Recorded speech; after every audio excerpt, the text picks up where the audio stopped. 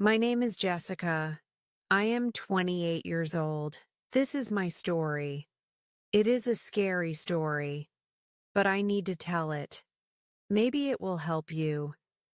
Maybe it will help me feel a little stronger. I moved into a new house last year. It was a small house. It had a little garden in the front and back. I was so happy. It was my first house. I lived alone. Just me and my little dog, Pip. Pip is a small brown terrier mix. He has big, brave eyes and a waggy tail. He is usually very friendly. The town was quiet. The streets were lined with trees. The neighbors seemed nice. Next door to me there was an old man. His name was Mr. Henderson. He lived alone too. His house was always very neat. His lawn was perfectly cut. He had many flowers in his garden. Roses mostly. Beautiful red and pink roses. He seemed like a typical, sweet grandpa. When I first moved in, Mr. Henderson was very kind. He came over on my first day. He carried a plate of cookies. "Welcome to the neighborhood, dear," he said. His voice was soft and gentle. His eyes were a pale blue. They crinkled at the corners when he smiled. The cookies were chocolate chip. They were still warm from his oven. They tasted delicious. I thought he was such a sweet old man. He reminded me a little of my own grandfather. He often waved to me when I was in my garden, or when I walked Pip down the street. "Good morning, Jessica," he would call out. His smile always seemed genuine. Or he might say, "Pip is looking very energetic today." It felt nice. It felt friendly. I felt safe having such a kind, elderly neighbor next door. I thought, what a lovely community. Sometimes he would offer to help me with small things. "That bin looks a bit heavy for you, dear. Let me take it out to the curb," he'd say. Or if I was struggling to carry a big box of groceries from my car, he would rush over. "Allow me, Jessica. I'm stronger than I look," he would chuckle. I always said thank you. He seemed so harmless. Just a lonely old man, I thought at the time. Maybe he was happy to have someone new to talk to, someone to do small favors for. He told me about his wife, Martha. "She passed away a few years ago," he said. He spoke about her with such love. He said he missed her very much every single day. He would point to the roses and say, "Martha loved these roses." His eyes would look sad when he talked about her. My heart felt sorry for him. I thought, it must be so hard to be old and all, alone. So, I was always polite to him. I always smiled back. I listened when he wanted to talk. Pip seemed to like him too at first. Mr. Henderson sometimes had a small dog treat in his pocket for Pip. Pip would wag his tail excitedly. Mr. Henderson would chuckle that soft laugh of his. "Good boy, Pip.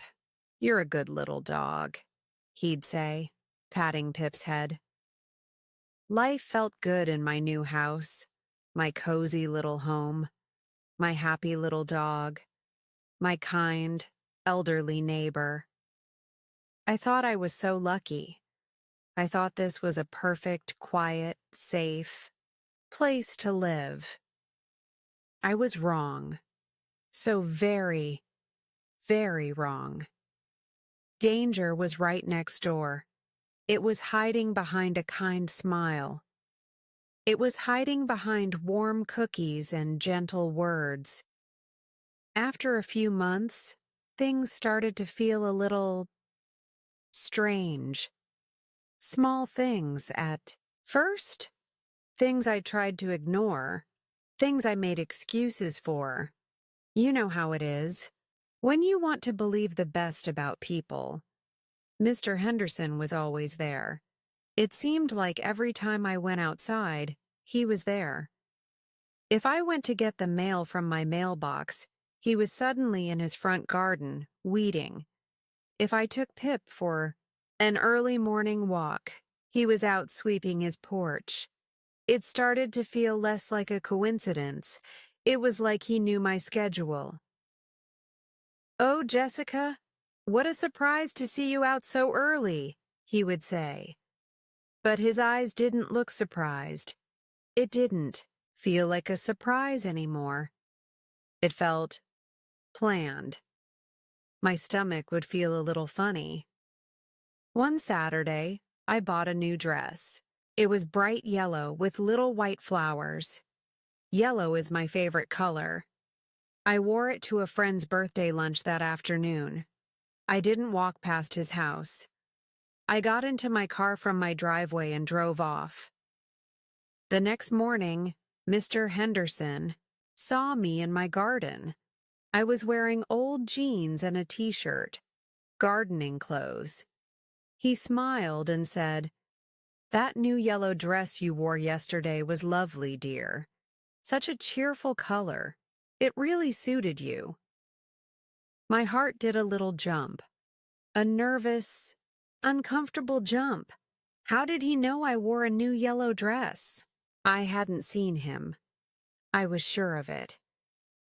I felt a shiver go down my spine. But then I thought, maybe he just caught a quick glimpse of me through his window as I was leaving. Maybe I just didn't notice him looking. I pushed the feeling away. "Don't be silly, Jessica," I told myself. "He's just an observant old man." But the thought lingered. He started giving me small gifts more often, not just cookies anymore. Sometimes a perfect rose cut from his garden. "A beautiful flower for a beautiful young lady like you," he'd say. His words made me a little uncomfortable. His eyes seemed to look at me for too long. But how do you say no to an old man giving you a flower from his garden? I smiled. I said thank you. But inside, I started to feel a small knot of unease. He also seemed to know things about me. Little things I was sure I had never told him. Like my favorite type of tea. One afternoon, he knocked on my door. He was holding a small, pretty box of tea. "I saw this at the shop today, dear," he said, his eyes twinkling. "Earl Grey. I seem to remember you mentioning you like it." I did like Earl Grey tea. It was my favorite, but I never told him that. I always drank it inside my own house. How could he possibly know? My mind raced. Maybe I had mentioned it once? A long, long time ago in a casual chat? I couldn't remember doing that. "Thank you, Mr. Henderson," I said. My voice was a bit shaky this time. The knot in my stomach grew tighter. It felt like he knew too much. Even Pip started to act differently around him. My brave little Pip. He used to wag his tail happily for Mr. Henderson. Now, when Mr. Henderson came near our fence, Pip would stand very close to my legs. He wouldn't bark aggressively, but sometimes he would let out a very small, low growl. A rumbling sound deep in his chest. His body would be stiff. "Oh, Pip is being a bit grumpy today, isn't he?" Mr. Henderson would say, laughing his soft laugh. But I saw Pip's eyes. He looked wary. He looked uneasy. And I started to think, Dogs know things, right? They sense things we humans might miss. I started to trust Pip's feeling more than my own desire to be polite. I began to try to avoid Mr. Henderson, just a little. If I saw him in his front garden, I would quickly turn and go inside my house. I stopped spending so much time in my own front garden. I started using my back door more often to avoid walking past the front of his house. I felt bad doing it. He was an old man. Maybe he was just lonely. Maybe I was being unkind and imagining things. But the uncomfortable feeling was strong now. It wouldn't go away, no matter how much I told myself I was being silly. I remember one evening very clearly. I was watching TV in my living room. My curtains were closed. It was dark outside. Suddenly, I heard a faint scratching sound. It seemed to come from near the living room window. Pip heard it too. He sat up straight on the sofa. His ears twitched. He looked towards the window and growled softly, a proper warning growl this time. I quickly muted the TV. My heart started to pound. I listened very carefully.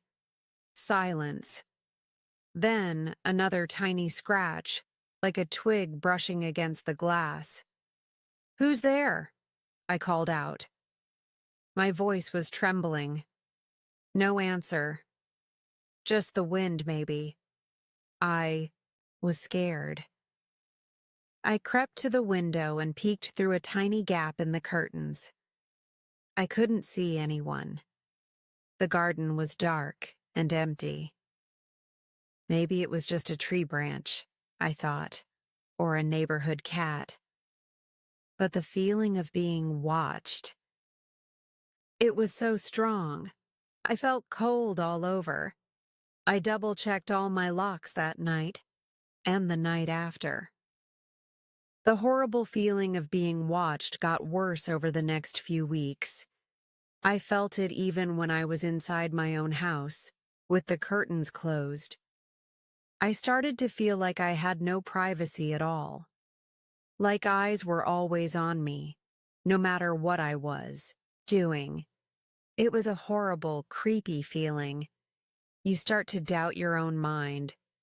Am I imagining this? Am I becoming paranoid? Am I going crazy? It's a terrible way to feel in your own home. One Saturday morning, I decided I had to do some gardening.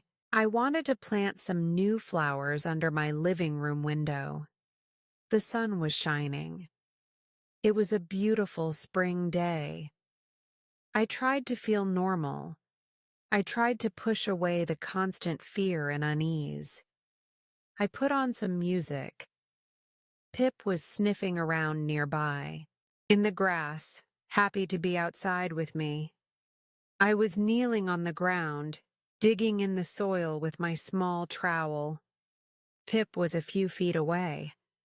Suddenly, Pip started barking. Not his playful bark. This was a sharp, insistent bark. He was barking at a thick, overgrown bush. The bush was right next to Mr. Henderson's fence. It was technically on Mr. Henderson's side of the property line, but it was very, very close to my living room window. "Pip, what is it, boy? What's wrong?" I said. He kept barking. He wouldn't stop. He looked agitated. I got up and walked closer to the bush. It was very dense, full of dark green leaves. It was hard to see into it. But then I saw something. Something small, something black, hidden deep inside the leaves, almost invisible. It glinted a little in the sunlight. My heart stopped. Cold. Fear washed over me. I slowly, hesitantly reached my hand into the bush. My hand was trembling so much. I pushed the leaves aside, and there it was. My worst fear confirmed. A small camera. A tiny black electronic camera. It was pointed directly at my living room window. My window.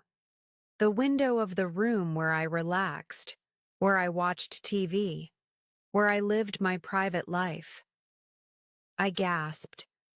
I pulled my hand back as if I had touched something poisonous, something burning hot. A camera. A hidden camera. Tears welled up in my eyes. I felt sick to my stomach. My legs felt weak, like jelly. I thought I might fall over. I wanted to throw up right there in the garden. All those times I felt watched, all those creepy feelings. It wasn't my imagination. It was real. He was watching me. Mr. Henderson, the kind old man, the neighbor who gave me cookies, the one who called me dear in his soft voice. He was watching me, spying on me, recording me. Anger, hot and fierce, mixed with the fear. How dare he? How dare he violate my privacy like this? My home, my sanctuary. It was supposed to be my safe place, and he had turned it into a stage. For his sick, twisted viewing, I didn't know what to do. My mind was a complete mess. Should I confront him? Should I scream? Should I call the police immediately? I was shaking so much I could barely think straight. I looked at the camera again. It was so small, but it felt huge. It felt like a monster, hiding in the leaves, stealing my life. I carefully, so very carefully, pulled the camera out of the bush. My hands were still shaking uncontrollably. I looked at it closely. It was definitely a camera. It had a tiny lens, like a malevolent eye. I felt so violated, so disgusted, so betrayed. This sweet old man, he was a pervert. He was a stalker. My friendly neighbor was a monster. I ran inside my house as fast as I could. I slammed the door shut and locked it. Bolted it. I stood there, leaning against the door, trying to breathe. I held the disgusting little camera in my hand. My mind was racing, 1,000 thoughts crashing into each other. What else had he done? How long had this camera been there? Days? Weeks? Months? What had it seen? What had it recorded? I felt so dirty, so exposed, so incredibly foolish for ever trusting him. Then I remembered something Mr. Henderson often did. He spent a lot of time in his shed. It was a small, old wooden shed at the very back of his garden. He always kept it locked. He had told me once with a sad smile that it was where he kept his gardening tools and old memories of his beloved wife, Martha. He said it very sentimentally. I had always thought that was sweet and a bit sad. Now, the thought of that shed felt sinister, chilling. A horrible, sinking thought came into my head. A thought I didn't want to have. What if there was more? What if the camera was just one part of it? My fear was huge, almost paralyzing. But a strange kind of courage, born from pure anger and the need to know, started to grow too. I needed to know the full extent of this. I had to know how bad this really was. I knew that Mr. Henderson usually went to the local supermarket on Saturday mornings, around 11 o'clock. He had a very regular routine. I looked at my kitchen clock. It was 10:45 a.m. I crept to my kitchen window, a window that looked out over his driveway. I waited. My heart was hammering against my ribs. Soon I saw him. He came out of his house whistling softly. He got into his old brown car. He drove away, just like any other Saturday. This was my chance. I knew it was risky. It was probably a very stupid idea. But I had to do it. I felt compelled. I couldn't rest until I knew. I went out into my back garden. I looked over the fence at his shed. The door was old and wooden. The lock looked old and rusty, too. I remembered seeing him struggle with it sometimes, fumbling with the key. I went to my own little toolbox in my kitchen drawer. I found a strong, thin piece of metal, a nail file, actually. My hands were still shaking badly, but I was absolutely determined. I crept into his garden. I felt like a criminal sneaking around. But he was the criminal, not me. I reminded myself of that. I reached the shed. I tried the handle. Locked. Of course it was locked. I took a deep, shaky breath. I inserted the metal nail file into the old lock. I wiggled it. Gently. Carefully. Suddenly, I heard a small, satisfying click. The lock opened. It was surprisingly easy. My heart jumped into my throat. I slowly, cautiously, pulled the shed door open. It creaked loudly in the quiet garden. It was dark inside. It smelled musty, of dust and damp earth. And something else, a faint, unpleasant smell I couldn't quite place. There were some gardening tools hanging on the walls, rakes, spades, a lawnmower in the corner, just like he said. For a fleeting second, I thought, maybe I am wrong. Maybe he is just a lonely old man with one strange, horrible hobby of putting a camera in a bush. But then I saw them, and my blood ran cold. I couldn't move. I couldn't breathe. My whole body went numb with shock and horror on a small wooden table in the far corner, and pinned to the walls. All over the walls. Pictures. Hundreds and hundreds of pictures. Pictures of me. There were pictures of me in my garden, planting flowers. Pictures of me walking Pip down the street. Pictures of me getting my mail, sometimes, in my pajamas. Pictures of me through my living room window, watching TV. Pictures of me laughing with friends who visited. Pictures of me looking thoughtful, reading a book on my porch. Pictures of me looking tired after a long day. Pictures of me in different clothes. The yellow dress was there, my gardening clothes. Even pictures of me stretching in the morning by a window I thought was private. Some pictures were blurry, as if taken from far away or in a hurry. Some were shockingly clear, as if he had used a good zoom lens. My whole life, my private moments, my ordinary days, stolen, captured, secretly documented, and displayed like trophies in this dark, horrible shed, his secret shrine to me. And then I saw more. Under the piles of pictures on the table, there were notebooks.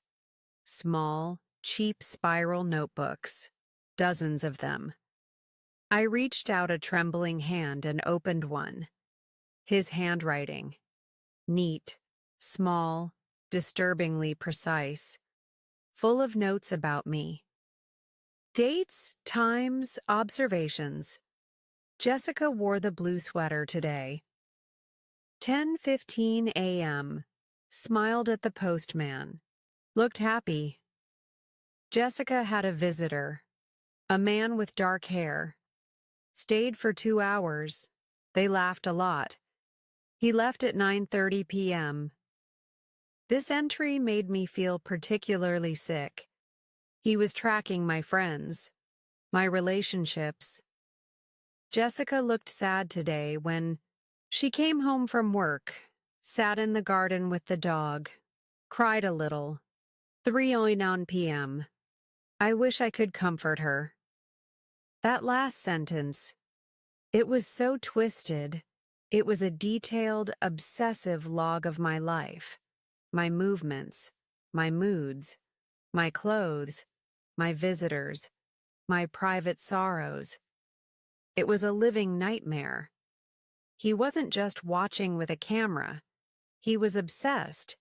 He was my stalker, the friendly neighbor, the kind Mr. Henderson. He was a monster, hiding in plain sight. Tears streamed down my face. Hot, angry, terrified tears.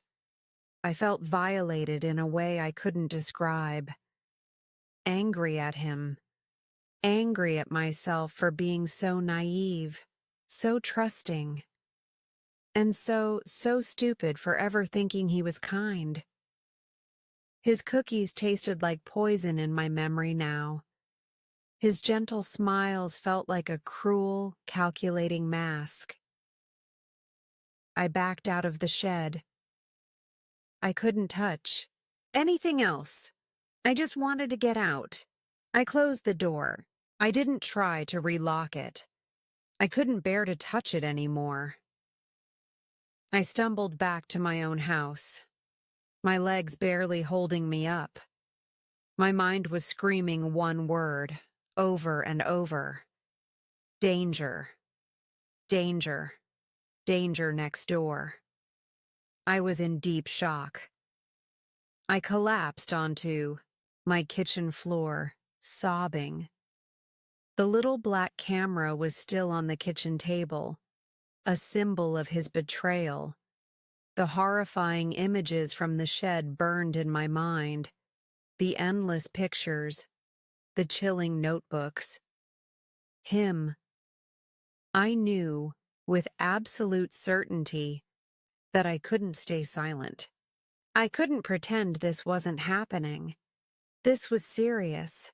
This was dangerous. He wasn't just a weird old man with boundary issues. He was a dedicated stalker, and I was his target. His obsession. My first coherent thought was to call my best friend, Sarah. She lived only a few streets away. I needed someone. I couldn't face this alone. I dialed her number with fumbling, clumsy fingers. Sarah, I cried into the phone when she answered. My voice was choked with sobs. You have to come over, right now. Something terrible has happened. Please hurry. I could barely get the words out. Sarah was there in less than 10 minutes. She took one look at my face and knew something was very wrong. I told her everything. About the uneasy feelings. About the camera in the bush. About my horrifying discovery in Mr. Henderson's shed. The hundreds of pictures. The detailed notebooks. She listened in stunned silence. Her face grew pale with shock. Then her expression turned to anger, pure, protective anger. "Oh, Jessica," she said, her voice filled with fury and sympathy as she hugged me tight. That horrible, horrible man. How could he? She looked at me, her eyes firm. "We have to call the police, Jess. Right now. This is not okay. He needs to be stopped." I was terrified. Terrified of Mr. Henderson. Terrified of what would happen if he found out I knew. Terrified of the police, of making a scene. But Sarah was right. This was a crime. A serious crime. He had to be stopped before he did something worse. Sarah made the call. She explained the situation to the police dispatcher calmly and clearly, while I sat there, still shaking. While she was on the phone, I kept looking out the window towards his house. My heart pounded with dread. What if Mr. Henderson came back early? What if he saw the shed door was slightly ajar? What if he knew I had discovered his secret world? The police arrived very quickly. 2 officers, a man and a woman. They were kind and professional. They listened to my story patiently. I showed them the camera I had found. I told them, through fresh tears, about what I had seen in the shed. I was still shaking like a leaf. I cried a lot, but I managed to tell them everything. The female officer, her name was Officer Miller, was especially gentle and reassuring. She said, "You are very brave, Jessica. You did absolutely the right thing by calling us." Her words helped a little. They made me feel less alone. The officers went next door, to Mr. Henderson's house. He wasn't back from the shop yet. They went to the shed in his back garden. Sarah and I waited in my house, our nerves stretched thin. It felt like hours passed, though it was probably only minutes. Every sound from outside made me jump. My heart pounded with every car that drove down the street. Then we saw Mr. Henderson's old brown car pull into his driveway. He got out slowly. He looked perfectly normal. Just an old man coming home from his weekly grocery shopping. He didn't know his secret life was about to be exposed. He didn't know his kind, grandfatherly mask had been ripped away. The police officers met him at his front door. We couldn't hear what they said from my window, but we saw Mr. Henderson's face change. His usual smile disappeared. He looked shocked, then confused. Then his face seemed to crumple. He looked angry for a moment. Then small, old, defeated. They took him away in the police car. I watched him go. The friendly neighbor. The man who brought me warm cookies. The man who filled his dark shed with pictures of me. It felt completely unreal, like I was watching a scene from a terrifying movie. But this was my life. The police took the camera as evidence. They carefully collected all the pictures and notebooks from Mr. Henderson's shed. Officer Miller told me they would do everything they could to keep me safe. She gave me phone numbers and information about support services, helplines for victims of stalking and harassment. The next few weeks and months were incredibly hard. Very, very hard. I couldn't sleep well for a long time. Every little noise in the night made me jump out of my skin. I felt scared and vulnerable in my own home. The little house with the blue door, which I had loved so much, now felt tainted. The garden where I found the camera felt like a crime scene. Pip stayed very close to me all the time, as if he knew I was sad and scared. He was my little shadow. I put up new, thicker curtains on all my windows. I installed extra locks on my doors. I even got a security system with alarms and cameras of my own, cameras pointed outwards, to protect me. Sarah stayed with me for a few nights. My family came to visit and offered their support. Their love and care meant so much to me. Mr. Henderson was charged by the police. He was legally ordered to stay away from me. He was not allowed near my house or my workplace. He eventually had to sell his house. A new family moved in a few months later. A young couple with a happy, giggling baby. They seem nice, but it will take a very long time for me to truly trust a new neighbor again. A very, very long time. I learned a very painful, very important lesson from all of this.